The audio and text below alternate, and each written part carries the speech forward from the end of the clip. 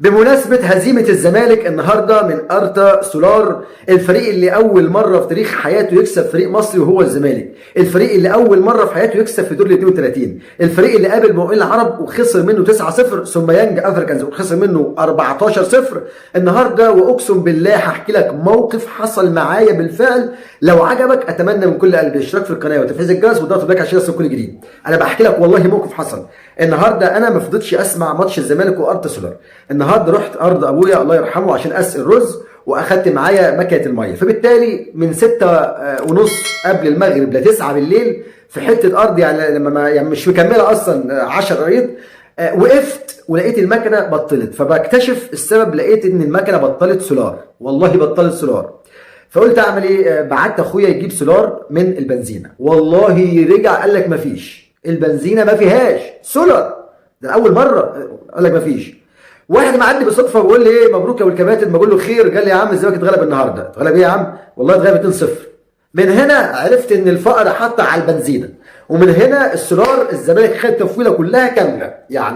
يعني صدفه مع هزيمه، وكأن القدر بيقول للزملكاويه انظروا في ورقتكم، انظروا في ورقتكم، كفايه فضايح، والله كفايه فضايح. اصل مفيش فريق بيتغلب من طوب الارض. انتوا قبل كده ما اعرفش اتحاد طنجه، وقبل كده ما اعرفش ولايه ديتشا، وقبل كده ما اعرفش فرق ايه تاني، بس ولكن انت النهارده يعني اسأت لسمعه الكره المصريه، والله اسأت لسمعه الكره المصريه. يعني انت يا راجل ماسك الاهلي امبارح تقطيع، وماسك امام عاشور سلخ ونازل تريقه، مع ان مغلوب 1-0 من ضربه جزاء وهميه من غل وحقد حكم، يعني حكم جابوني ما يعرفش ميزان عدل. فبالتالي النهارده لما تشوف لعيبه الزمالك والهدفين اللي جم، يا راجل ده الاهداف جت جمهور الزمالك، يعني هو كانه ما هيستحملش الصدمه. البث اتقطع رحمه ورأفه بضعفاء جمهور الزمالك. يعني والله الله يكون في عونكم. ده انا بعد الهزيمه ديت بسمع وليس المؤكد، يعني سامع ان اسيريو بيراجع في نفسه. ليه بقى؟ الراجل اول حاجه مستحقاته، وتاني حاجه الخامه اللي جوه لعيبه الزمالك ديت، يعني القماشه شكله اتعقد منها. ليه؟ انت داخل على سيزون تقيل، انت داخل على دوري كله ضرب ضرب ضرب، مفيش شتيمه. انت داخل في معاك كاس مصر، معاك كونفدراليه، معاك كام بطوله. المفروض انك انت كزمالك بيقولوا عليك يعني احد قطبان الكره المصريه، المفروض واقف على رجلك مع فريق جيبوتي اول مره في تاريخ حياته يظهر على الكادر كده يغلبك 2-0. طب امال نرجع القاهره بقى؟ يعني انت من الهدفين دول وانت بره، انا رحت البنزينه ما لقيتش فيها سولار، والله ما لقيتش فيها سولار. لما تيجي القاهره بقى، هل هيرتفع سعر السولار بعد كده؟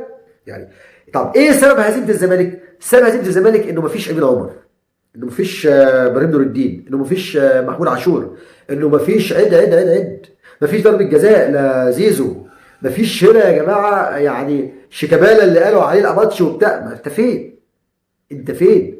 والله العظيم الزمالك لو لاعب يعني مع كامل الاحترام والتقدير للشباب الحمادين ولا مش عارف فين كان كسبه، ولكن يبقى هو وضع الزمالك الطبيعي في بدايه الكونفدراليه، اساءه لسمعه الكره المصريه، ثم بعد ذلك الصعود يعني كرات مشكوكه ومشبوه فيها، والاخر يجي يقول لك الاهلي فضحنا والاهلي اساء للسمعه الكره المصريه. لا، الاهلي معاه 8 سوبر وكان بيسعى على التاسعه، الاهلي معاه 11 بطوله افريقيا وان شاء الله بيسعى على 12.